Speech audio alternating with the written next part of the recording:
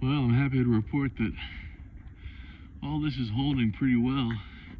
We had 60-mile-per-hour gusts, really nasty storm the other night, and everything looking pretty good. I got a little chafe up there by the stanchion, which I'm about to remedy with some canvas and duct tape,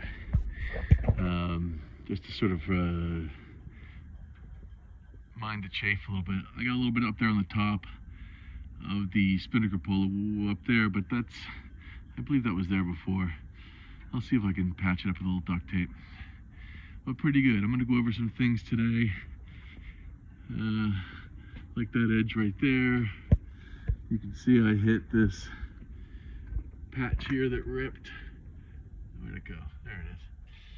A little duct tape goes a long way at these things, and if you can patch it before it gets too terrible, then you're ahead of the game. That was a nice rip right there. That was there from before. I need to take care of that. Anyway, more fun in a little bit.